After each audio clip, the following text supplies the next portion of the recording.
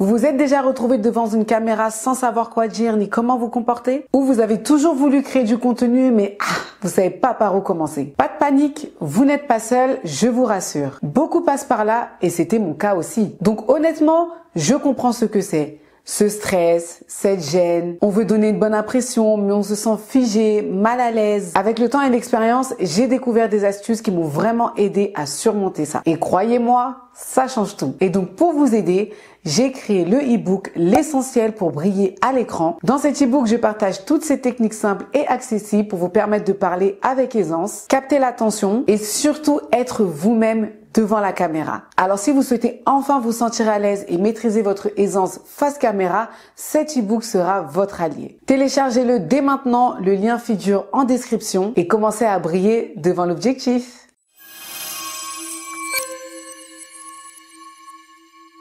Et là, quand il a commencé à parler, je me suis dit, mais c'est pas possible. C'est parce que c'est pas ça que j'ai quand même. Ce E2, je l'ai redoublé également, donc j'ai 2 ans de retard déjà. Ouais. Et au fait, nos parents, je les blâme pas. Hein. Ils ont grandi comme ça. Donc mon père, c'était, bah non, vous pouvez la taper. Vous pouvez la taper, y a pas de souci, elle comprend pas. Voilà, c'est comme ça. Ouais. Donc elle s'est dit bah super. Hein. Donc de humiliation sur humiliation, donc de CE1 humiliation, CE2 c'est là vraiment je m'en souviens très très bien. C'était des claques avec la craie, donc je me souviens d'avoir de la craie sur les joues. Le bac, la première année de bac, et ben je l'ai redoublé. Ok. J'étais jamais là, donc on pouvait pas me noter. On peut pas te faire passer. Ouais. Donc j'ai redoublé et donc là je me suis dit c'est pas possible, je peux pas continuer. Ça me faisait 3 ans de retard. Oui. Oui, j'ai essayé de camoufler mon handicap sans le savoir en fait. Sans le savoir, ouais. Donc ce qu'elle me disait mon orthophonie, c'est comme si je me suis rééduquée au fait. J'ai 42 ans, j'ai pas mon permis. Bon, il y en a plein qui sont dyslexiques qui ont leur permis, mais je me suis dit mais parce que je savais pas que la droite et la gauche ça faisait partie. Parce que je pouvais conduire avant de passer mon code. Et quand je conduisais, quand on me disait tourne à gauche, je tourne à droite, il me dit mais qu'est-ce que tu fais là? Beaucoup de moyens. Beaucoup de solutions. Il y a beaucoup de solutions aujourd'hui. Mais après c'est toi et ta volonté si tu veux le faire. C'est ça. Et si justement tu veux ressortir encore une fois de ta zone de confort pour essayer de recommencer et apprendre en fait d'une autre manière. Moi je pense que t'as peur un peu de ça. En fait tu te dis recommencer. Ouais, c'est ça. Un peu la flemme, quoi. Ouais, non, mais c'est la flemme, je pense beaucoup, ouais. Je pense que là, tu te dis, ouais, c'est bon, j'ai 42 ans. Mais laisse ton âge. Non, mais c'est vrai.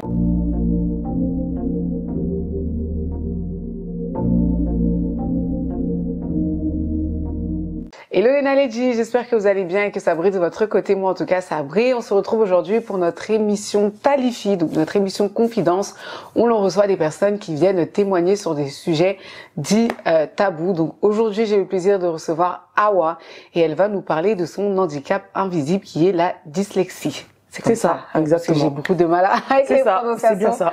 Donc bonjour à toi. Bonjour. Comment tu vas? Bah ça va. Hein. Oui, un petit peu malade. Ouais, il fait froid aussi, mais bon. ça va aller. Est-ce que pour commencer, tu pourrais te présenter aux Naledji qui te regardent? Oui, alors bonjour à toutes et à tous. Donc moi c'est Awa, j'ai 42 ans, je suis mariée et je suis maman de 3 enfants. Voilà. Ok. Qu'est-ce que tu fais dans la vie? Donc là, je suis entrepreneur, donc j'ai lancé voilà mon entreprise il y a 1 an. Et anciennement, j'étais dans la vente de prêt-à-porter, lingerie. Et, je suis toujours dans le même domaine. Dans le même domaine, mais à ton compte. Mais à mon compte, exactement. Ok. Alors Awa, on s'est rencontrés, c'était un événement. C'est ça. Et donc tu as répondu à notre appel à témoins et tu m'avais fait part du coup par mail du fait que tu as découvert il y a peu que tu étais dyslexique. Exactement. Donc, est-ce que tu peux nous dire déjà comment tu as découvert ça? Et après, on va remonter un petit peu le temps pour savoir comment est-ce que tu as vécu avec cet handicap-là. Donc, je l'ai su exactement il y a 2 ans, donc à mes 40 ans. Donc, voilà, on se dit 40 ans, c'est une étape de la vie. Et là, j'étais devant ma télévision. Je regardais une émission sur France 2 et là, le titre, c'est découvrir sa dyslexie adulte. Donc moi, je regarde comme ça de façon innocente. Voilà, exactement. Et là, il y a un jeune homme un homme de 35 ans, à peu près mon âge, quoi, qui décrit ses symptômes, ses troubles, on appelle ça des troubles. Et je me dis, mais c'est pas possible. Et je me reconnais dans ce qu'il dit. Et je me dis, à ce moment-là, parce que j'ai toujours su que j'avais un problème, entre guillemets, mais t'as pas mis de mots là-dessus. Non, voilà, parce qu'on n'a jamais découvert, donc je savais pas vraiment. Et là, quand il a commencé à parler, je me suis dit mais c'est pas possible. C'est parce que c'est pas ça que j'ai quand même. Parce que vraiment les troubles qu'il avait, ça correspondait. C'était exactement ce que pas à peu près quoi. Voilà, moi j'ai des soucis de concentration, je vais pas pouvoir me concentrer trop longtemps. Donc c'est pour ça qu'à l'école c'est très compliqué. Je vais avoir des problèmes en lecture, c'est-à-dire j'ai jamais pu lire un livre en entier. D'accord. Par exemple, parce que j'oublie le début. Le début, parce que j'ai une faible capacité de mémorisation. Donc ce qui est arrivé au début du livre, je vais l'oublier. Donc ça sert à rien de lire, j'ai arrêté de lire depuis très longtemps. J'ai des problèmes de retour à la ligne. Par exemple, quand je vais lire une ligne, si je mets pas mon doigt, je vais sauter une ligne ou je vais lire la même ligne. D'accord, mais sans t'en rendre compte, quoi. Je savais que je faisais ça, donc j'étais obligée à chaque fois de mettre mon doigt. Mais quand t'as 30 ans, tu peux pas lire avec ton doigt comme ça, comme si t'étais en CP. Donc voilà, donc j'ai arrêté de lire. Et là, je confonds ma droite et ma gauche, donc pareil, je savais pas que ça faisait partie de la dyslexie. Donc vraiment des choses comme ça. Et quand il a parlé, je me suis dit mais c'est pas ça. Et donc j'ai appelé. Donc là, j'ai parlé à mon médecin généraliste. Et là, il m'a dit, faut trouver un orthophoniste. Sauf que les orthophonistes, déjà pour les enfants, c'est très compliqué. Ouais, bah alors les adultes, j'imagine. Alors pour les adultes, voilà. Et du coup, j'ai fait tous les orthophonistes des alentours 91, 94, voilà. Donc j'ai parlé de mon cas, mais pas de place. Et je suis tombée sur une orthophoniste qui a, qui était étonnée de ce que je lui racontais. Et qui m'a dit non mais il faut que je vous voie parce que c'est pas possible ce que vous me dites. Personne n'a jamais découvert, personne. Je dis non, personne. Je sais pas ce que j'ai, mais je pense que c'est ça. Mais il faudrait que je me fasse diagnostiquer parce que je suis pas sûre. Donc du coup, voilà, elle m'a dit écoutez, j'ai beaucoup de monde, mais venez parce que votre histoire m'intrigue énormément. Je suis partie, j'ai fait un diagnostic sur une semaine. Et le verdict est tombé. Et oui, j'ai 3 10 différents. Et 3 10 parce qu'en fait, il y a plusieurs sortes de 10. 10. Ouais, ça s'appelle des 10. Ok, d'accord. Voilà, et du coup, mais le plus gros 10, c'est le 10 orthographique. Donc c'est pour ça que j'ai beaucoup de fautes d'orthographe. C'est pour ça que je retiens pas les règles de conjugaison, grammaire, et tout. voilà, parce que je les retiens pas. Et donc elle m'a dit qu'en fait j'ai un niveau scolaire d'un enfant de 5e, 4e. Ah oui. Voilà. Quand même. Ok. On va revenir peu de temps avant, parce que du coup tu vas nous expliquer après.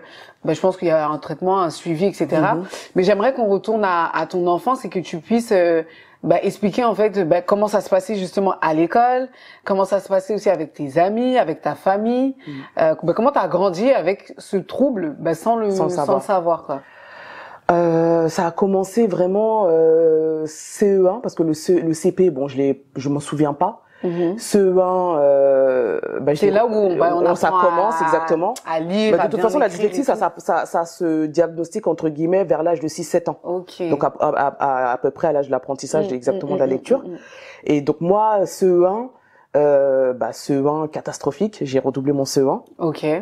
Donc après j'ai pas eu trop de souvenirs de ce prof là à ce moment-là. Par contre ma maîtresse entre guillemets, comme on disait maîtresse avant, de CE2, je me rappelle très très bien, c'était la directrice de l'école. Et CE2 je l'ai redoublé également, donc j'ai 2 ans de retard déjà. Et au fait nos parents, je les blâme pas, ils ont grandi comme ça. Donc mon père c'était non, vous pouvez la taper. Vous pouvez la taper, y a pas de souci, elle comprend pas, voilà, c'est comme ça. Donc elle s'est dit super. Donc de humiliation sur humiliation, donc de CE1 humiliation, CE2 c'est là vraiment où je m'en souviens très très bien, c'était des claques avec la craie, donc je me souviens d'avoir de la craie sur les joues. Parce que je comprenais pas, je pleurais devant tout le monde, on me mettait au coin toute la journée, t'es nul, t'es bête, enfin c'était ça. On te rabaissait. Ouais, toute la journée, tout le temps, tout le temps. Maîtresse en tant que maîtresse, c'était la directrice, en plus. La directrice de l'école. Et donc quand j'ai redoublé mon CE2, elle a fait en sorte que je retourne dans sa classe. Ça c'est parce que normalement on peut pas avoir 2 fois les mêmes élèves. Mais non, je suis retournée dans sa classe parce que j'ai redoublé mon CE2. Donc une 2e année avec elle. Donc torture quoi. Mais ça c'est traumatisant. Ouais, et du coup j'ai grandi, ouais, vraiment, avec ça dans la tête. Et en fait, quand j'ai évolué comme ça, donc j'avais 2 ans de retard. Donc forcément, je me suis retrouvée avec des élèves de l'âge de mon petit frère qui est né en 84, moi je suis né en 82. Donc ma meilleure amie qui est née en 82, elle est passée, elle a continué, et moi je me suis retrouvée avec sa petite sœur. Voilà, donc en fait, il y avait un décalage. Quand on est petit encore ça va, mais quand on grandit, quand j'arrive en CM2 6e, j'ai déjà 2 ans de plus que les personnes, voilà. Ouais. Donc au collège, je me suis rebellée. C'est là, à ce moment-là, où j'ai commencé à changer de caractère, où j'ai commencé à. Et c'est t'affirmer un peu plus. Ouais, c'est même plus m'affirmer là, c'était vraiment de la colère. Ouais, et te défendre quoi. Mais c'était plus de me défendre là, c'était limite moi qui était. La bête noire, enfin j'harcelais même les gens, enfin j'étais devenue méchante. En fait, ta frustration, tu l'as transformée un peu. Comme j'étais plus grande que tout le monde. Ouais, en colère. J'étais plus âgée, donc plus grande en taille. De t'imposer, mais pour pas qu'on vienne t'attaquer. Voilà, c'est ça. Donc du coup, je m'en suis prise à des personnes, sans. Mais qu'ils avaient rien fait ou rien demandé, Les profs, j'étais tout le temps énervée, j'étais tout le temps en colère, j'étais tout le temps, je cherchais même pas à travailler, au fait. Donc 6e, 5e, 4e, comme ça. 3e, il y a le brevet des collèges. Brevet des collèges, je me suis pas prise la tête. Hein. On a un temps limité, je crois, où il faut rester obligatoirement. Je crois que c'est 15 minutes ou 30 minutes, je sais plus. J'ai écrit mon nom, mon prénom. J'ai attendu les 15 minutes et je suis sortie. Mais pourquoi? Parce que je me suis dit, ça sert à rien. Je suis conditionnée. Tu te disais, de toute façon, je vais rater, donc parce que tout le collège a été pareil. De toute façon, ça a été la même chose. Je comprends pas. Les maths, pour moi, c'est du chinois. Je comprends rien. Le français, ça allait encore un petit peu, mais alors les maths, vraiment, c'était SVT et compagnie. C'était pas possible. Donc dès qu'on mettait des maths, ça me bloquait. J'essayais même pas. Donc arrivé, brevet des collèges, je l'ai même pas essayé. Je suis partie au bout de. Donc toutes les matières, t'as rien fait. Ouais, j'ai rien fait. Même le français, je crois que j'ai pas testé. Ouais. Alors qu'en français, ça allait. Pourtant, c'est les lettres. Hein. C'est pas vraiment les lettres le problème. C'est plus quand tu vas y avoir une dictée. Les mots. Voilà, les mots en général. Les phrases. Quand ça va être trop long, quand ça va être des longues phrases à réécrire, par exemple, je peux pas prendre de notes. Voilà. Je sais pas prendre de notes parce que je vais rester bloqué sur un mot. Par exemple, il y a, miséricordieux.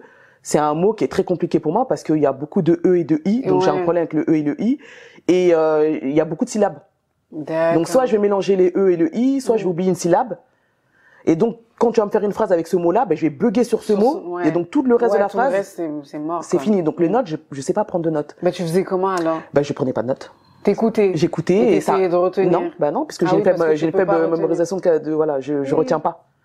Donc c'est pour ça que tout ce qui était école, formation, donc là aujourd'hui maintenant que je suis entrepreneur, j'ai beaucoup de formations, donc j'enregistre. D'accord, oui. Avec les technologies et tout. J'enregistre, mais du coup, donc t'as pas eu ton brevet? Non. T'as réussi quand même à passer. Je suis passée parce que ils vont se dire t'as 2 ans de retard. Je crois qu'elle j'avais quel âge? À quel âge je crois? Du coup, t'as 14-15 ans. Voilà, 15 ans en 3e. En 3e, ouais, donc toi t'avais 17 quoi. Ah bon, on a 15 ans? 14-15. Ouais, c'est ça, donc j'avais presque la majorité, c'est ça. C'est ça. Okay. Donc on m'a dit non, écoute, vas-y quoi. Et donc là, je suis vendeuse aujourd'hui, mais c'est pas un métier que j'ai choisi.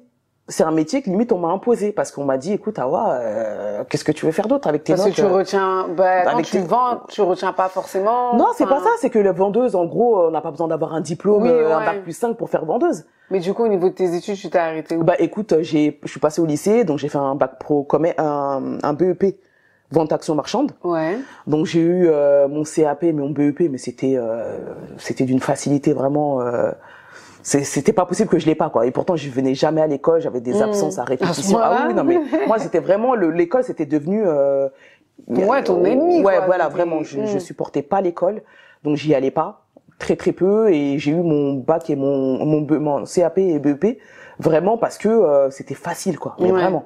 C'est vraiment facile. Ah ouais, il y avait pas de raison non, que tu... non, c'est pas. Mais même moi, je me suis dit, c'est pas possible que ce soit aussi simple, quoi. Quand j'étais en train de passer mon examen, je dit, c'est pas possible. Et j'ai fait un stage aussi au lycée qui m'a permis de gagner beaucoup de points. Ok. Parce que j'étais déjà sur le terrain, dans la vente, j'étais quand même à l'aise avec les clientes.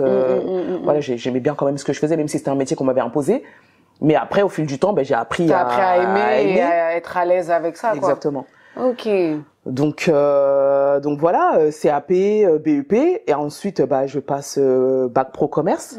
Donc bac pro commerce, pareil, la première année, bah catastrophique parce que j'y vais jamais déjà d'une, et quand je suis là, ben c'est toujours pareil, j'y arrive pas. Quand on me demande de lire un livre, et ben je peux pas. On doit lire des livres. On doit lire des livres. Donc du coup, le problème c'est que je sais pas ce que j'ai. Donc oui, donc il y a pas de solution. Il y a pas de. Pour moi, je me dis, bah comme on m'a dit que j'étais bête. Ouais, comme t'étais bête. Bon, on m'a toujours dit que j'étais bête, donc dans ma tête, je suis bête. C'est violent. Ah bah ouais, non, mais c'est vrai, hein, moi-même, je me. À force. Ouais, c'est ça. J'y crois, en fait. Je me dis, mais écoute, t'es bête, hein, t'arrives pas à lire un livre, tant pis, quoi. Mais je peux pas dire aux gens ça. Oui, bah oui. Je peux pas dire à quelqu'un. Surtout que, comme c'est à cet âge-là où aussi les enfants, on est méchants. Ouais. Donc en fait, il suffit que tu montres une faiblesse, ils vont en jouer. C'est ça. Et c'est pour ça que moi, j'étais, on va dire, populaire entre guillemets, parce que j'étais très forte au sport. Donc tout ce qui était côté sportif, parce que moi j'étais handballeuse, voilà, donc côté sportif j'étais très forte, bah voilà, j'ai compensé par autre chose. Donc on va dire physiquement, on n'avait pas envie de venir sortir à moi. Quoi. Voilà. Ouais. Donc j'ai toujours eu ce côté-là où je faisais un petit peu peur et j'en jouais. J'en jouais beaucoup. Et mais c'était une forme de protection finalement. Exactement. C'est après en grandissant où je me suis dit, enfin quand j'ai su ça, où je me suis dit bon ouais, c'est peut-être pour ça aussi que j'ai fait des choses qui étaient pas forcément sympas. Hein, je dis pas, mais c'est vrai que ouais, c'était une protection. C'était une protection.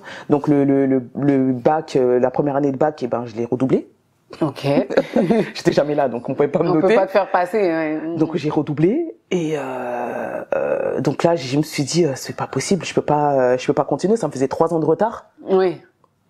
Donc là je me suis retrouvée avec des personnes de 85, donc l'âge de mon autre frère. Et là j'ai voulu faire de l'alternance. Je suis partie dans un lycée à Paris et j'ai tenu 2 mois. 2 mois et après j'ai dit à mon père, non j'étais déjà majeure et j'ai dit à mon père non je peux pas continuer l'école, je peux plus. Ouais, tu vas travailler. Je vais travailler. Il m'a dit non mais écoute, t'as même pas passé ton bac, essaye quand même. J'ai dit non, je peux pas, j'y arrive pas. Quand j'ai eu le premier on va dire contrôle de l'année pour voir à peu près le niveau, j'avais l'impression que j'étais déjà visée. Et on m'a dit, on était 25 dans la classe, hein, et le prof me regarde et me dit, alors quelqu'un va me lire un bout du texte, alors par hasard, allez, Awa. Comme par hasard, c'est pas possible.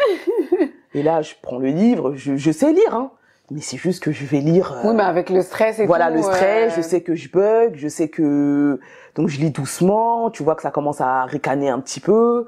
Donc après le prof qui dit bon ok, genre c'est bon, toi, voilà. Tais-toi quoi. Donc déjà bon ça donne le ton déjà du truc et j'ai fait 2 mois je crois avant les vacances de la Toussaint, j'avais arrêté. T'avais arrêté. OK. J'avais arrêté. Et donc juste après ça, qu'est-ce que Juste après ça, j'ai comme je de te mettre dans la vente. Donc j'avais fait un stage dans une enseigne quelques mois auparavant. Donc j'avais demandé s'ils avaient un contrat à me proposer, comme je travaillais bien, on m'a proposé un contrat direct, donc j'ai fait quelques mois avec eux. Après j'ai fait plusieurs contrats comme ça dans la vente, et après j'ai vraiment dans une enseigne où je suis restée 17 ans. Ok. Et j'ai gravi les échelons vraiment petit à petit, très durement, parce que pareil, la dyslexie elle est toujours là, sans le savoir encore. Sans le savoir, ouais. Donc par exemple j'ai commencé mon évolution avec une personne qui avait déjà un bac+5, qui avait rien à voir dans la vente, voilà. Et elle a réussi à passer responsable en 2 mois. Moi j'ai mis 10 ans. Ah ouais. Ouais, j'ai mis 10 ans pour passer responsable adjointe. Parce que c'était pas encore bien les infos, les infos ça restait pas, j'avais des appréhensions, j'avais pas confiance en moi. Et aussi voilà, c'est ce que j'allais dire, en fait tu doutais de toi. Exactement. Et en fait t'as tellement dit t'es bête, t'arrives à rien et tout, que pour toi, même si au fond peut-être tu sais que t'es capable, mais en fait tu vas dire de toute façon c'est ça. En fait t'es défaitiste quoi, sans avoir même commencé. Je prenais même l'excuse parce qu'à ce moment-là je vivais seule avec ma fille qui avait à l'époque une dizaine d'années, et je prenais ça en comme une excuse pour me dire non je peux pas évoluer parce que j'ai ma fille, je suis seule avec ma fille. Et je suis tombée sur une responsable qui a tout fait pour que j'évolue, qui m'a dit non mais Awa, t'as trop de capacité, je te jure, tu peux y arriver quoi. Ouais, il manque juste ce truc là, le déclic quoi. Donc je l'ai écouté, j'ai essayé d'évoluer à ses côtés. Donc j'ai réussi à passer parce qu'on a on a un entretien pour passer adjoint, donc j'ai été validée. Et après ça, tout s'est un peu enchaîné parce que du coup, il y avait beaucoup de nouvelles choses qui arrivaient, la nouvelle technologie, l'IA n'était pas encore arrivée. Non, pas encore bien. Là, on est en quelle année à peu près? Là, on est parce que moi, je me suis remariée en 2017, donc ça devait être en 2014, 2015. Ouais, donc ça arrivait petit à petit. Ouais. Ça arrivait, mais il y avait quand même des nouvelles choses qui arrivaient. Donc moi, en fait, quand on commence à me donner des nouvelles, quand je suis dans ma zone de confort, tout va bien. Quand je connais, quand ça commence à changer. Mais quand ça commence à avoir des nouvelles choses, ben le temps que ça intègre dans mon cerveau, c'est long. C'est long. Et pareil, quand je devais rédiger des briefs pour que l'équipe soit motivée, j'étais obligée de faire les calculs. Donc ça, comme j'étais habituée à le faire, je le faisais bien. Mais pareil, dans mes briefs, il y avait beaucoup de fautes. Il y avait beaucoup de fautes, donc quand il y avait des petites de 20 ans qui me disaient bah ouais, attention, t'as fait une faute là, t'as oublié ci, t'as oublié un mot. Parce que c'est vrai, ça m'arrive souvent quand j'écris, je sais que tu sais, mais tu l'écris pas. J'ai un mot que je vais oublier. Et des petites choses comme ça où je me dis mais c'est pas possible quoi. Et je me rappelle qu'il y avait une anecdote aussi, j'avais une collègue où on était toutes les deux adjointes à un moment donné et c'est elle, quand on est allé en réunion, elle prenait les notes tout le temps. Elle prenait les notes parce que moi je savais que je savais pas les prendre. Et un jour elle me dit oh ouais c'est bon, ça me saoule, tu prends les notes aujourd'hui. Et je lui dis non s'il te plaît, s'il te plaît, prends les notes. Non mais c'est bon, à chaque fois c'est moi. Donc je dis bon bah j'ai pas le choix, je dis ok. Et là j'essaie de prendre les notes et à un moment donné là, on parle et je bute sur un mot. Et là elle est à côté hein. Elle me dit bah qu'est-ce qu'il y a ouais? Dans ma tête j'arrive pas à écrire le mot. Oh là là. C'était un mot simple, hein. Oui, mais pour toi, non. Mais j'arrivais, non, mais vraiment. Et là, elle m'a dit, bon, ok, mais pas méchamment, elle m'a dit, attends, je reprends. Et là, elle a repris le truc. Dans ma tête, je me suis dit, qu'est-ce que je vais lui dire, tu vois. Mais elle m'a jamais, non. Tu lui avais, vu qu'il n'y avait pas encore de mots à ce que tu avais, tu ne lui avais pas expliqué. Non. En fait, t'avais du mal avec tout ça. Je camouflais beaucoup. Ouais, bah oui. Je camouflais beaucoup, ça veut dire que même quand je savais pas écrire un mot, quand je faisais mes mails par exemple, je vais prendre un synonyme. Par exemple, appeler, je sais jamais l'écrire. Je sais pas s'il y a 2 P, 2 L. Oui, c'est chiant en plus avec la conjugaison. C'est ça. Donc je mets toujours contacter. Et au moins c'est simple.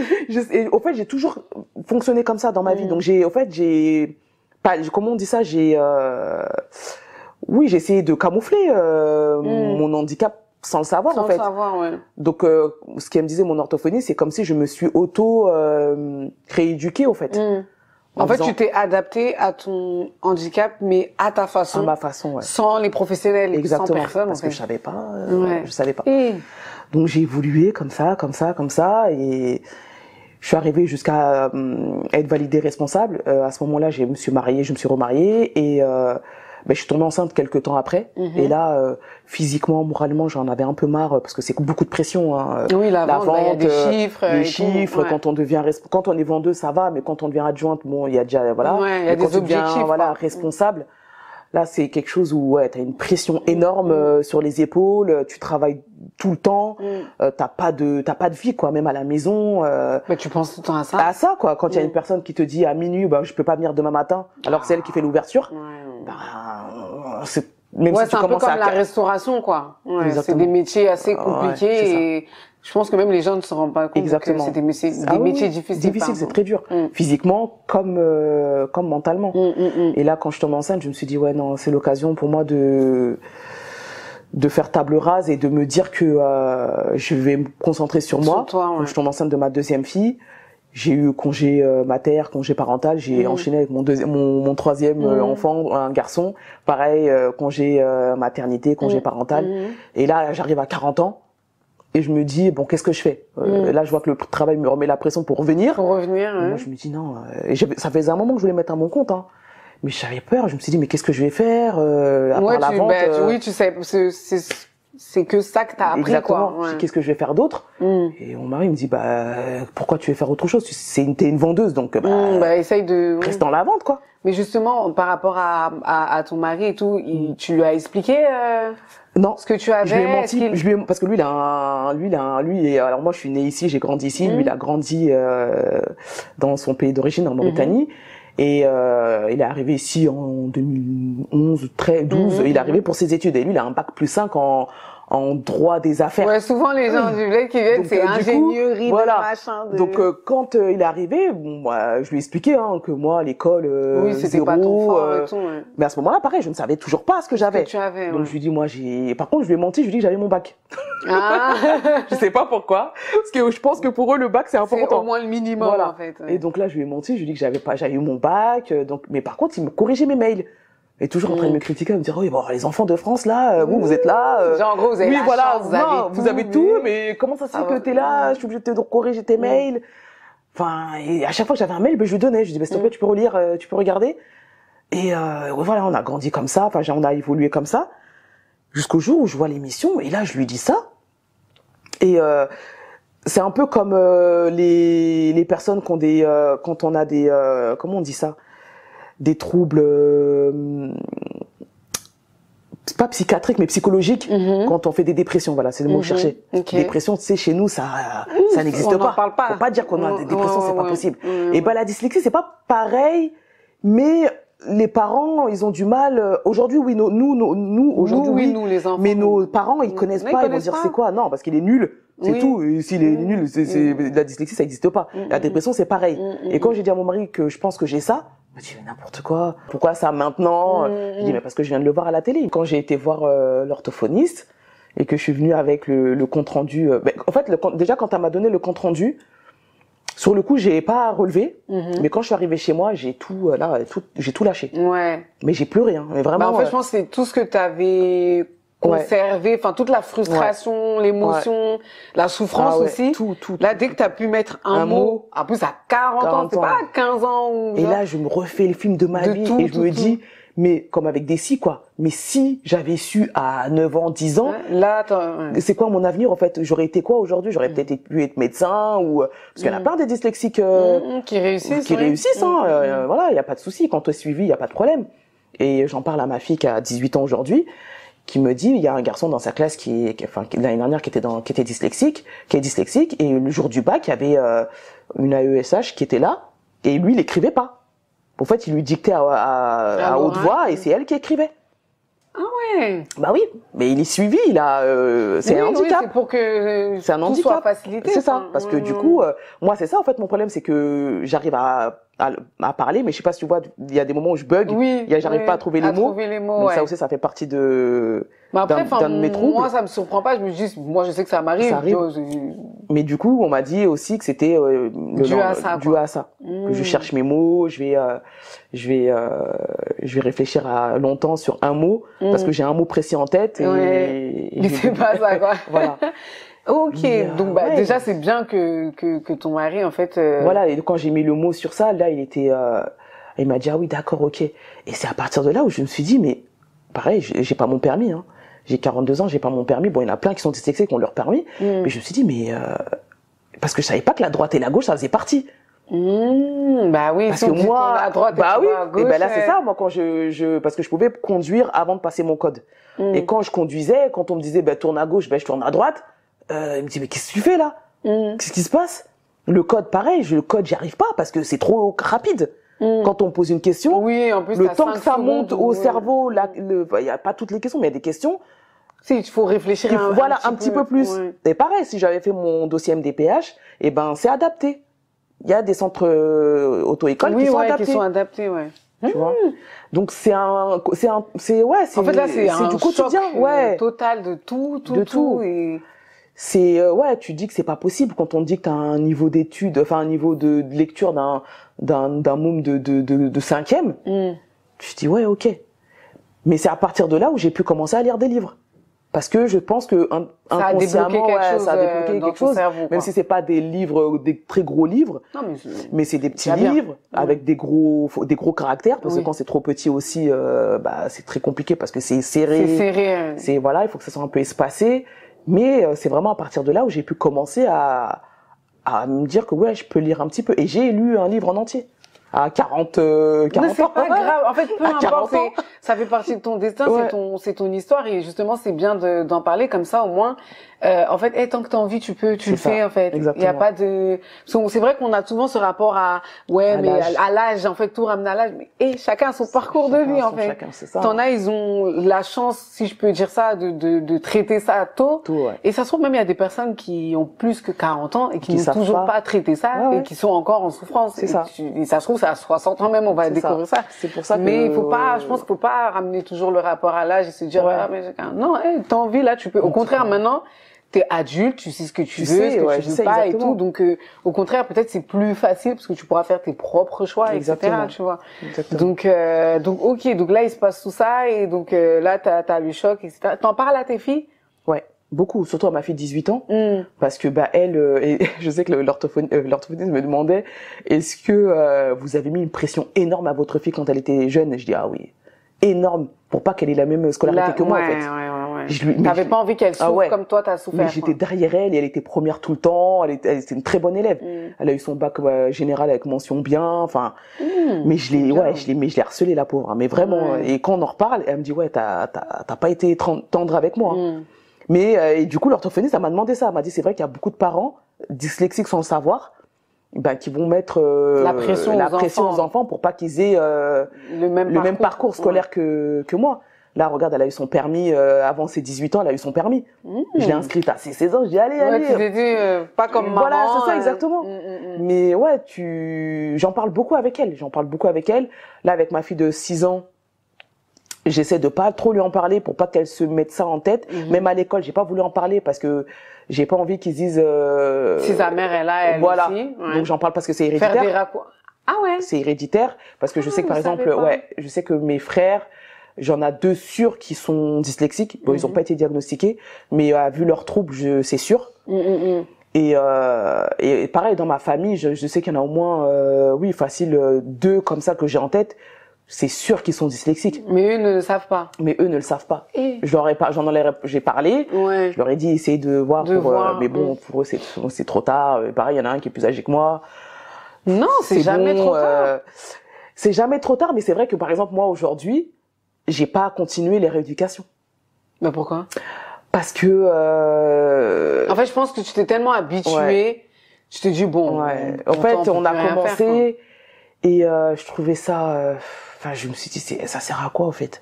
On était en train de déchiffrer des lettres, l'alphabet. Enfin, je me suis dit mais vraiment, tu reviens à l'âge en fait. Tu te dis mais j'avais l'impression de faire des choses de l'âge de ma fille de 6 ans en fait. On refait les syllabes, on refait des choses où tu dis non, c'est pas possible, quoi. Mais ouais, je pense qu'il faudrait peut-être pas le prendre comme ça et le prendre comme quelque chose qui pourrait t'améliorer, en fait. Ouais. Mais il y a ça et il y a le temps aussi, parce que j'ai 3 enfants, je suis pas véhiculée, du coup, les horaires, faut que je jongle avec les horaires de mon mari, donc il y avait plein de choses qui faisaient que c'était compliqué, j'ai fait ça pendant 2 mois. Et après, elle aussi, c'était compliqué d'avoir un rendez-vous avec elle. Déjà qu'elle me disait qu'elle avait beaucoup de patients, et c'était compliqué. Après, elle a changé de cabinet, donc c'était un peu plus compliqué à y aller. Voilà. Donc après, je me suis dit de toute façon, pour retrouver un autre orthophoniste près de chez moi, ça va être trop compliqué. Et après, j'ai laissé tomber. Alors que il faudrait que je continue. Mais justement, c'était quoi le traitement? Il y a pas de traitement. Enfin c'est une rééducation. La rééducation, ouais. C'est une rééducation. En fait, c'est c'est beaucoup de mémorisation, aider à pouvoir mémoriser des exercices pour mémoriser. Par exemple, je sais qu'elle m'a fait lire un texte de 10 lignes. 10 lignes et les premiers mots c'était à Paris en 1960. Donc je lis ça et je lis tout le texte. Et donc et après il y avait des questions voilà. Et du coup là elle me pose la question, c'était où, dans quelle ville? T'as oublié? Et là je la regarde, je me dis putain c'est quoi ça? Et je m'en souviens pas. En fait, c'est tellement que je suis concentrée sur ma lecture. Oui, pour toi il faut que tu lises, mais il faut pas que tu retiennes. Voilà. Non, en fait, pour que je lise bien, il faut que je lise en fait le fait de bien lire, je peux pas faire les deux. Je lis bien, c'est-à-dire sans m'accrocher, sans aller vite pour paraître normal, on va dire. Et je me concentre tellement sur ma lecture que je retiens rien en fait. On pas les infos. Et là on me demande c'est où? Et je me souviens pas. Comment s'appelle l'actrice principale, le personnage principal? Je me souvenais plus. Et là, du coup, elle vous refait. Voilà. Et là, elle me dit, au fait, c'est parce que t'es tellement concentré, vous êtes tellement concentré sur votre lecture, à ce que votre lecture soit parfaite, entre guillemets. Pour qu'on ne te fasse pas de reproches. Voilà, que du coup, t'oublies de retenir les Je retiens pas les choses. Et c'est pour ça que même dans ma lecture d'avant, c'était ça, en fait. C'est que j'étais tellement concentrée sur ma lecture pour paraître normal comme tout le monde, que au final, quand on va me dire à la fin, bah allez, fais un résumé. Ça, c'est mort. Ou quand il y a les questions à la fin, de dire oui, qui est le personnage principal, en quelle année. Ouais, ça c'est pas possible. C'est mort. Ok, donc ouais, c'est beaucoup d'exercices et ouais, après on va dire il y a des niveaux comme ça. Il y avait par exemple des mots où elle mélange les lettres. Exprès, et que je reconnais c'est quoi le mot. Elle va mélanger les syllabes. Par exemple, elle va enlever dans un mot de 5 syllabes, elle va enlever 2 syllabes. Pareil, les maths, on n'en faisait pas beaucoup parce que ça, elle me disait que c'était plus c'est un travail au fait à faire soi-même. C'est des choses comme ça qu'il faut que que ça vienne de toi, que ça vienne de moi, en fait. Pareil pour les langues étrangères. Elle me disait que c'était normal. L'anglais, catastrophe. L'arabe, catastrophe. Et elle me disait déjà que t'arrives pas, entre guillemets, les dyslexiques, ils ont beaucoup de mal à gérer le français. Ouais, si t'ajoutes une autre langue, en plus c'est d'autres règles. Exactement. Donc elle m'a dit c'est très compliqué pour les dyslexiques d'apprendre une autre langue. D'accord. Donc l'anglais, c'est pour ça que je comprenais pas. J'ai fait des cours d'art, des cours de tout, soutien, tout. Les cours arabes, pareil. Ça rentre pas, je comprends pas. Voilà, j'apprends par cœur. Voilà, ça y a pas de souci. Mais alors pour apprendre à lire et à écrire l'arabe. Ouais. En plus les lettres arabes là, avec toute la prononciation, comment c'est compliqué pour ceux qui ne sont pas arabes. Je retiens pas et voilà. Aujourd'hui j'ai un mot sur ça au fait. Même si c'est pas évident parce que tu dis que oui, si tu l'avais su plus tôt, Ouais, mais en fait, il y a toujours le si, si, mais ça y est, c'est passé, c'est trop tard. Et là maintenant, comment tu vis maintenant? Est-ce que déjà t'as tenu tes parents sont au courant? Ouais. Ma mère. Ton père il est pas au courant? Mon père il est pas au courant parce que en fait il est âgé maintenant. Il est âgé et c'est compliqué de lui parler. Il va pas comprendre. Il va pas comprendre. Ouais. Il va pas comprendre et il va oublier à chaque fois. Donc à chaque fois, il faudra lui réexpliquer. Et non, je l'ai dit à ma mère, mais je l'ai pas dit. Pareil pour que j'avais fait une dépression il y a très longtemps. Je l'ai dit à ma mère, mais je l'ai pas dit à mon père parce que mon père, c'est lui qui m'a appris à être très forte. Voilà, je suis la seule fille, je suis l'aînée de 5 garçons. Ah oui. Voilà, donc j'ai toujours été il faut que tu sois forte tout le temps. Donc dépression c'est faiblesse quoi. T'as pas le droit. T'as pas le droit. Alors que t'es humaine. C'est ça. Mais bon. Donc du coup, j'en ai parlé à ma mère mais longtemps après, mais mon père non. Donc, et comment elle a réagi ta maman? En fait, ma mère au début, je lui ai posé la question si je lui ai posé des questions comment j'étais jeune, est-ce que tu te souviens comment ça se passait les devoirs est-ce que tu te souviens si par exemple à la PMI ou quelque chose comme ça on n'en avait pas parlé ou tu vois j'essaie de et elle m'a dit franchement non je m'en souviens pas du tout. Je sais que vous avez tous tous mes frères on a tous eu des grosses difficultés à l'école mais après à part ça pour elle c'est pas dit que c'était c'était pas alarmant c'était pas elle savait que c'était pourquoi tous mes enfants sont comme ça. Elle s'est posé la question, mais après, à se dire qu'il y avait quelque chose, non, personne, mais vraiment personne n'a jamais. Mais pourtant, normalement, quand t'es petit, surtout quand t'es en maternelle, etc., vu que t'es très observé, c'est-à-dire c'est les maîtres et maîtresses qui te disent, mais peut-être vous, votre enfant, il y a quelque chose. Non. Je sais qu'il y a un de mes frères, on lui a proposé l'orthophonie quand il était jeune. Moi, jamais, parce qu'en fait, je pense que la dyslexie, les gens, beaucoup, ils vont dire, c'est quand tu mélanges les lettres. Oui. Il y en a beaucoup, c'est ça. Alors que la dyslexie, c'est pas que ça. C'est large. C'est large, au fait. Il y a des personnes qui sont très, très forts à l'école, qui sont dyslexiques, mais ils ont d'autres troubles. Ouais, d'autres troubles. D'autres troubles, des troubles de concentration, des troubles de, physique. C'est-à-dire qu'ils tombent tout le temps, qu'ils sont pas stables sur leurs jambes. Ça aussi, c'est une forme de dyslexie aussi. Donc, et en fait les personnes vu que moi j'avais pas forcément des problèmes en français, le français ça allait, mais il Il y a personne, il y a une seule personne, je me rappelle d'elle très bien en plus, c'est au collège. J'ai été collée, hein, comme d'habitude. Hein, moi, je passais ma vie en permanence. J'ai passé ma vie en permanence parce que j'étais toujours collée. Et une surveillante qui me dit, j'étais en train de faire, je sais plus ce que je faisais, des devoirs. Et elle regarde et elle me dit, mais ah ouais, t'es sûr que t'es pas dyslexique? Qu'est-ce que j'ai regardé, j'ai dit, mais qu'est-ce que tu me racontes, toi? Je devais avoir 15-16 ans. Et elle a dit ça comme ça. Mais au fait, elle m'a dit, tu fais beaucoup de ratures. Tu fais beaucoup de ratures. Je trouve que ta façon d'écrire, je vois de la dyslexie. Je regardais comme ça, je me dis, mais c'est quoi le rapport d'écrire, de faire des ratures et en plus, je connaissais pas. Voilà, je savais pas. Et elle m'a dit ça comme ça, et puis après.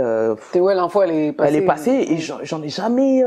C'est jamais arrivé dans ma tête, quoi. Mais je pense, ouais, peut-être que si une deuxième personne, une troisième personne t'avait dit ça, peut-être que là, ça, t'aurais eu un petit déclic. Ouais. Personne, c'est ça. Mais même l'orthophoniste, elle m'a dit, mais c'est pas possible. Les années 80, 85, 80, ouais, c'était 86, 87. Elle m'a dit quand même, la dyslexie, elle était déjà connue. Il fait, mais même l'orthophoniste, elle était choquée, quoi. Elle m'a dit, personne. Non, mais comme quoi, il y a toujours des lacunes quelque part.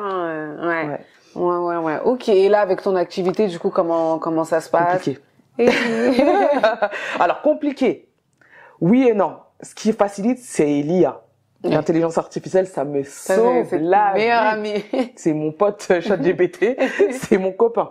Mais je veux pas dire mais, parce que franchement j'en ai besoin, j'ai pas le choix. Quand je fais mes descriptions, par exemple pour ma lingerie, je connais la description de ma lingerie, mais je vais pas formuler les phrases comme quelqu'un voilà qui a l'habitude d'écrire, qui a l'habitude de lire. C'est pas le cas pour moi. Je vais pas retourner les phrases de la même façon.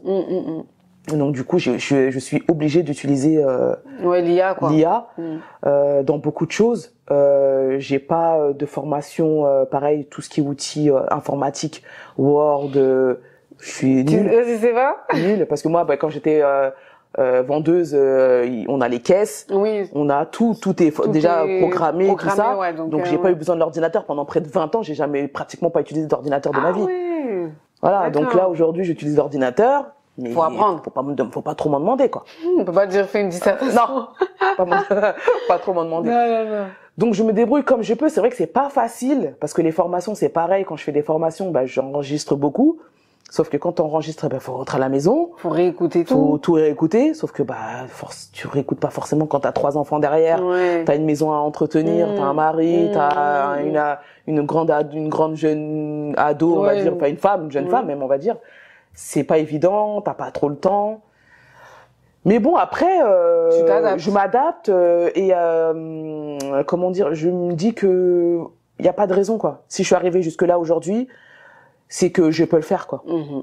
Et du coup, c'est vrai que mon travail là de 20 ans dans la vente, ça m'a beaucoup apporté aussi. Puis même, oui, je pense sur ta façon, pardon, de t'exprimer, le rapport même avec l'humain, et le fait d'avoir confiance aussi en toi, parce que pour être responsable, je pense qu'il faut quand même alors un peu, non? Franchement, les gens, quand on me voit, on me dit ouais, t'as confiance en toi, ça se voit. Oui, mais c'est parce que c'est par rapport à ce que tu dégages. Exactement. Mais les gens qui me connaissent bien savent que j'ai pas confiance en moi. Même là maintenant, ça va mieux. Ok. Ça va beaucoup mieux parce que à mes 40 ans, quand j'ai décidé d'arrêter la vente en salariat et que je me suis mise à mon compte, j'étais complètement perdue. Je me suis dit mais là je recommence quelque chose de nouveau. Oui, oui. Je connais pas, tu vas sur un terrain inconnu. Voilà, exactement. Et là toute ma confiance, là j'étais plus dans ma zone de confort. Non, oui. Donc du coup j'étais complètement perdue. Je me suis dit mais qu'est-ce qui va se passer? J'ai fait un coaching avec une personne qui m'a coachée, qui m'a aidé à reprendre confiance en moi, en me disant que non, parce que j'ai grandi même à 40 ans, j'étais encore dans ma tête en me disant que j'étais encore t'es bête, quoi. Enfin, t'es pas très intelligente en tout cas, t'as pas fait d'études. En fait, oui, surtout nous, après moi je suis de la génération 80, des années 90 et on a ce rapport là où en fait, l'école c'est important. Si t'as pas fait d'études, forcément t'es pas intelligent. En fait, on ramène tout au diplôme. Alors que je trouve que maintenant, les enfants de la génération 2000, ça va être plus leur côté vraiment créativité manuelle et tout. Alors que nous, si tu faisais des études genre manuel, Ouais. déjà même quand elle est en pro, Ouais. simplement, genre c'était C'est exactement ça. cassos.com, Exactement, c'est ça. Alors que maintenant, ben non, C'est au pas ça, contraire. au Que tu contraire. sois en général ou autre, il y a plus ce rapport général égale Ouais, intelligent c'est vrai. et pro égale bête, tu vois. Exactement. Donc je pense que c'est quand même déjà bien, mais à l'époque, c'était non, pas, ouais, c'était pas ça. Non, c'était pas ça. C'était pas ça. Mais c'est vrai que les études, ça aide dans beaucoup de choses quand Non, même. oui, aussi. Parce que là, oui. je me dis qu'aujourd'hui, le fait de pas lire ou de lire très peu et de pas, côtoyer, oui, ce côté-là, ça, je le sens. Tu sens, il y a Je un le petit sens. décalage. Bah oui, parce que j'ai du mal à formuler mes textes, voilà, j'ai beaucoup de mal. Ouais. J'ai beaucoup de mal. Donc on le sent que je suis limitée dans beaucoup de choses. Dans beaucoup de choses, ouais. Dans beaucoup de choses. Ma fille, quand à un moment donné, elle est arrivée en CM1, CE2, CM1, je pouvais plus l'aider. Tu peux faire les devoirs. Et Ça y est, c'est fini. c'est fini. Donc là, j'ai pris quelqu'un pour l'aider. Pour l'aider, ouais. Donc tu sens que oui, les études. Oui, ça aide dans un sens. À un moment donné, ouais, ça aide quand même. Ouais.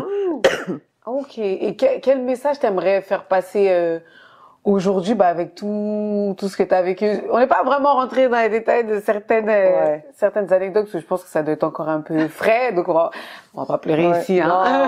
Ah, ça y est, pleurer là, ça y est, ça. Il y a plus, c'est bon. On a tellement pleuré que là. Mais quel message t'aimerais faire passer aux personnes, hommes comme femmes, hein, qui sont dyslexiques et qui ont découvert ou pas, hein, d'ailleurs. Ouais. Hein. Moi, le message que je voulais faire passer, c'est de garder, garder la tête haute, parce que c'est pas facile. Franchement, c'est pas facile parce qu'il y a beaucoup d'obstacles au fait. On se rend pas compte, on se dit bon, des fois les gens disent t'es en handicap de quoi, mais c'est très compliqué tous les jours.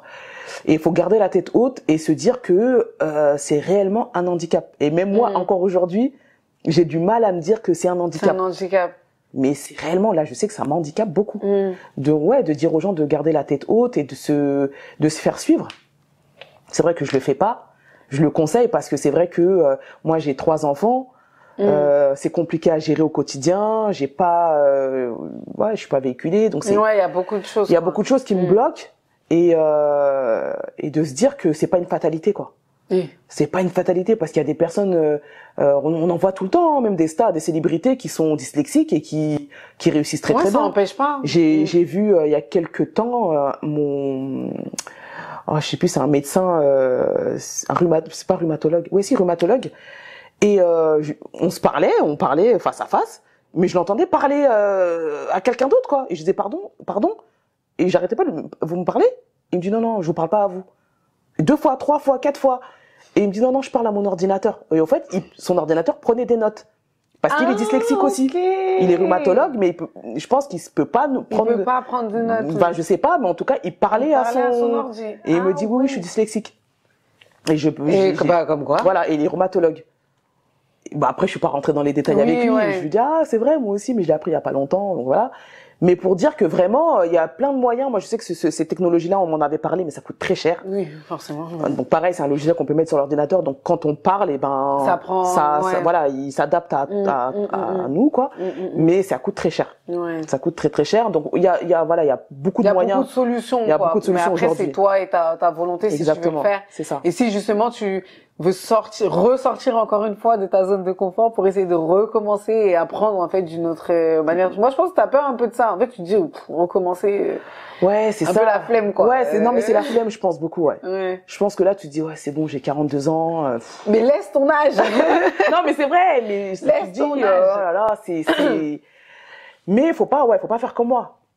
Moi, je me dis, je dis pas que c'est une fatalité, mais je me dis, j'ai réussi à combler jusqu'à aujourd'hui. Oui. J'ai réussi à m'en sortir, J'ai réussi à m'en sortir, là, je suis bien, ça va, tout va bien. Mais, il me manque certaines petites choses qui pourraient me faciliter, les choses, c'est sûr, mais je suis encore bloquée, je suis encore bloquée. C'est vrai que moi, je parle aux personnes, justement, qui le savent peut-être pas, qui se retrouvent dans ce que j'ai dit, dans les troubles que j'ai, de se dire que déjà faites-vous diagnostiquer, parce que dès le moment où ils sont diagnostiqués, ils peuvent faire un dossier MDPH. Moi, ça va peut-être me motiver à le faire aussi, mais parce que c'est vrai que même si ça fait 2 ans, en fait, tu l'as pas encore accepté à 100%. Parce que c'est vrai que c'est la première fois que j'en parle Là, j'en parle de plus en plus, hein, même dans mon activité, parce que je fais beaucoup de networking, et ça fait partie de mon activité de toute façon. Mais ça fait partie de toi, voilà, en fait, c'est ton ça fait partie de moi. Donc même quand j'ai pitché mon projet devant un jury, j'en ai parlé parce que je sais que quand j'ai dû rédiger mon pitch, mais comme j'ai dit le jour du concours, je me suis bagarrée avec les mots ce jour-là. C'est une bataille. Franchement, j'essaie d'imaginer, de me rendre compte ce que ça fait de pas trouver ces mots, de se tromper et tout. Tu te trompes et des fois tu t'écris certaines choses. Et parce que par exemple quand tu écris maintenant sur ton portable, il te met le mot avant. La correction automatique. Voilà, automatique. Sauf que quand tu écris un mot, il te le met pas la correction. Donc tu dis mais pourquoi il te le met pas? Donc là tu dis oh là là. Et ça veut dire que tu sais que tu l'as mal écrit au début. Oui. Donc tu retournes en rouge en bas, souligné. Et là tu retournes et tu dis ah ok donc c'est pas ça. Alors, par exemple la dernière fois j'ai marqué rubrique. Une rubrique, c'est pas compliqué. Sauf que j'ai marqué rubrique. R-E. Donc quand je mets R-E, il trouve pas rubrique. Oui. Donc j'ai dit pourquoi il me le met pas? Parce que je savais plus comment on écrivait brique après, s'il y avait un C. C'est un C voilà. ou Q-U-E, ouais. Donc là, je retourne dans Internet, voilà, Google, et je mets rubrique avec un E, et lui direct, il met rubrique. Oui, rubrique, ouais. Là, ok, bah, c'est pour ça qu'il me l'a pas trouvé. Et du coup, à chaque fois, c'est des petites choses comme ça. Donc tu bugs sur un mot. Et ça... Et tout après, le reste. Et après, t'oublies ta phrase que tu veux. Du coup, tu passes 3 jours sur un texte qui dure 5 Non, mais minutes. je pense que quand tu l'accepteras, parce que t'en parles, c'est bien, mais je pense qu'il y a ce côté acceptation qui n'est pas fait à 100%. Ouais, je pense que quand tu accepteras à 100%, petit à petit, tu reprendras comment on appelle ça, des séances et tout pour pouvoir développer, quoi. Ouais, non, mais les séances, franchement, sincèrement, j'étais bien pendant que je faisais mes séances parce que, enfin, j'étais bien frustrée d'un côté et bien d'un autre, mais frustrée parce que des fois, je me suis dit, mais pourquoi je fais ça? En fait, de ce que je comprends, en tout cas, de ce que moi, de comment je vois les choses, c'est que tu te dis, j'ai 42 ans, je fais des exercices de bébé, d'enfant. Ouais, c'est ça. Mais oui, mais non. En fait, ton cerveau, il a pas 42 ans. Ouais, c'est ça. Genre, toi, ton corps a 42 ans, mais ta tête n'a pas 42 ans parce que tu n'as pas eu le suivi qu'il fallait pour te développer. En fait, j'avais certains exercices où je me disais, ah ouais, là, quand même, il y a du boulot, hein. Et d'autres exercices où je me disais, mais pourquoi il me fait ça, en fait? Et toi, tu vois pas. Voilà, je voyais pas l'intérêt pour ça. Ouais. Mais il y a d'autres exercices où, par exemple, là, où elle me donnait le texte, où je devais lire le texte, et elle me demandait, bah alors, c'est en quelle année? Ou c'était où? Là, tu te dis, ah ouais, quand même, il y a du boulot. Ouais, c'est pour ça, il faut te détacher de ce, de ce j'ai 42 ans, je fais des exercices de t'as pas grandi comme une personne qui a le même âge que toi, en fait, elle est pas passée par toi aussi. Et comme moi je le dis et je le répète, chacun a son parcours, en fait. Et t'es pas ni plus intelligente ni moins intelligente que, en fait, je pense qu'il y a beaucoup de choses à déconstruire. Rien que le fait de te dire, je suis bête. Franchement, c'est violent. Mais là, aujourd'hui, ça va, hein. Ça, je l'ai enlevé ça de ma tête. Mais il y a encore, je pense. Non, le côté bête, non, je sais. Non, d'autres choses, pas forcément le côté bête, mais d'autres marques. Oui, après, c'est peut-être, la confiance, peut-être, parce que je sais que je prends de plus en plus de confiance en moi, hein, ça, c'est sûr. Mais, par exemple, là, faire le pitch comme ça en networking devant les gens. C'était impossible avant. C'était impossible. Il y a 2 ans, c'était juste pas possible. Mais ça, c'est une bonne chose. C'était impossible pour moi de le faire. Hein. Ouais, mais c'est une très très bonne chose, quoi. Mais c'est avec le temps. Exactement. Nous, les humains, on est trop pressés aussi. C'est ça. On est trop pressés. Mais moi, je suis quelqu'un de très impatiente. Oui, mais dis-toi, regarde, ça fait 40 ans que t'as grandi comme ça. Ouais. C'est pas en 2 mois, en une semaine que tu vas effacer 40 ans de ta vie. Et comme j'ai énormément comblé, je me dis, il y a ça aussi qu'il faut enlever. Je vais continuer à combler, en fait. Alors que non, tu peux passer ta vie à combler, ça va pas être facile, hein. Ok. Ça. Pour terminer, j'aimerais que tu me donnes un chiffre entre 1 et 4. 3. Je savais que tu allais donner ça, je sais pas pourquoi. J'ai eu l'instinct, j'ai eu le truc. Ah, elle est très bien la question. Que dirais-tu à l'ancienne version de toi-même? À l'ancienne version de moi-même? Ouais. Moi, je dirais plutôt la Hawa avant qui découvre qu'elle est dyslexique. Je dirais, regarde ce que je suis devenue aujourd'hui. Ouais. Parce que il y a des choses que je fais aujourd'hui que j'aurais jamais pu faire plus jeune déjà. Donc même étant responsable de magasin où je parlais avec les gens, j'étais à l'aise et tout ça. Mais il y a des choses que je fais aujourd'hui que j'aurais jamais pu faire 20 ans en arrière ou 10 ans ou même il y a 2 ans encore. Il y a 2 ans, ouais. Donc ouais, c'est regarde où je suis aujourd'hui, regarde où j'en suis aujourd'hui. En fait, t'inquiète pas, tu souffres là, mais ce qui t'attend dans 20 ans, ça, en fait. C'est génial. C'est ça. Parce que malgré tout, j'ai quand même une vie, voilà, une très belle vie. Voilà, j'ai pas, j'en ai souffert. Mais à côté de ça, j'ai eu, ça m'a pas empêché de vivre, quoi. J'avais des lacunes dans beaucoup de choses, mais ça ne m'a pas empêché de vivre. Et aujourd'hui que je sais ce que j'ai, je dis à cette ancienne version de moi-même, c'est regarde ce que je suis devenue malgré tout. Malgré tout, ouais. Tout ce qui a pu se passer, les remarques. Exactement. Et c'est pour ça que ma fille, quand je lui parle tout le temps et aujourd'hui je m'efforce à faire tout ce que je fais aujourd'hui, c'est pour elle aussi, pour lui montrer que regarde, j'ai cet handicap-là et j'arrive à faire ce que je fais aujourd'hui. Toi, t'as pas ça, donc tu peux pas te plaindre, en fait. Et c'est vrai que tout le temps, quand elle me dit, maman, franchement, elle voulait être ostéopathe et elle voulait faire des études d'ostéopathie, elle a tout arrêté pour faire BTS, GPM, gestion des petites et moyennes entreprises. Parce qu'elle veut se lancer à son compte aussi. Tu vois, comme quoi. Tu vois, non, c'est bien. C'est bien. Et c'est aussi pour ça, voilà, je me dis, non, j'ai fait un énorme pas.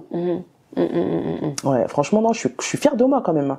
Parce que je sais que, je sais par où je suis passée. Je sais par où je suis passée. Donc ouais, regarde là où j'en suis aujourd'hui.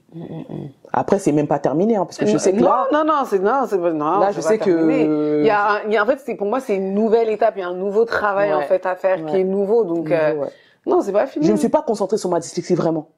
Le jour où je vais vraiment me concentrer sur ça, je pense que là, je vais tout casser, je pense. Mais je pense même pour ton projet. Mais rien que pour toi, même. Genre, juste toi. Comme ça, ça, je pense, ça va enlever vraiment un gros poids que tu supportes depuis de nombreuses années. Je suis à fond dans mon projet, je suis à fond dans mon entreprise.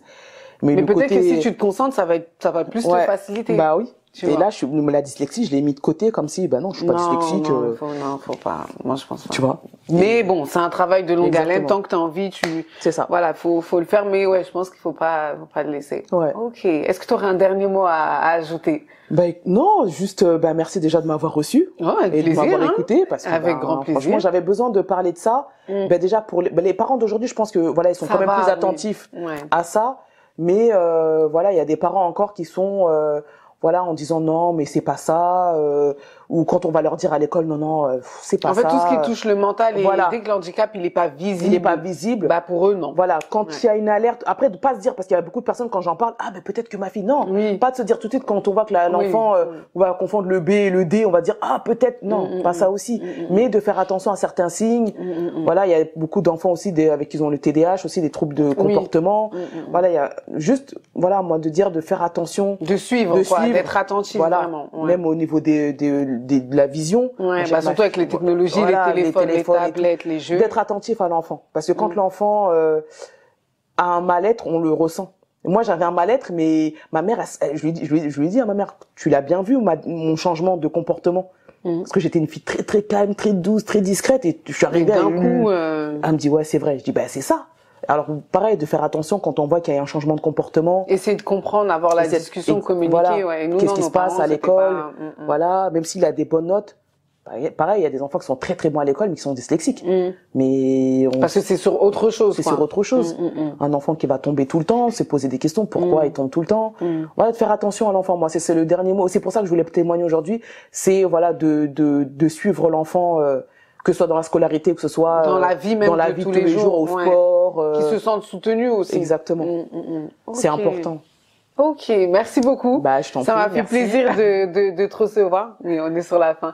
Ça m'a fait plaisir de te recevoir et justement c'est le but en fait de l'émission, c'est de pouvoir parler de sujets dont on n'entend pas forcément et pour que des personnes qui se retrouvent soit dans ta situation ou même qui connaissent des personnes qui sont dans l'éducation, qui sont animatrices, qui sont des fois c'est même pas forcément les profs, des fois une animatrice, une ATSEM, voilà, moi c'était une surveillante. Donc que vous soyez maîtresse ou prof ou animatrice, qu'on soit en tout cas ouvert à ça et qu'on puisse peut-être que moi je vais rencontrer quelqu'un, je vais me rendre compte et je vais me dire peut-être que enfin tu vois, pour sensibiliser, voilà, c'est le mot que je cherchais, sensibiliser. Donc merci beaucoup. Ça t'a fait du bien? Ouais, ça m'a fait du bien. Je suis contente alors et on se dit à la prochaine, bientôt. Qui sait, et T'as intérêt à... Voilà, je vais pas finir ma phrase, mais je pense que tu sais ce que... il le faut. Non, il le faut pour toi, et au moins, ça y est, tu te libères de ça une bonne fois pour toutes, et tu vis ta vie... entre guillemets, normalement. Ok. Merci d'avoir suivi l'émission. J'espère que du coup, elle vous a plu. N'hésitez pas à vous abonner à nos réseaux sociaux et nous suivre, pour ne rien manquer. Si vous souhaitez également témoigner, n'hésitez pas à nous envoyer un mail à l'adresse mail qui va s'afficher ci-dessous. Et on se dit à la prochaine pour une nouvelle vidéo. Ciao, merci, Léna, au revoir.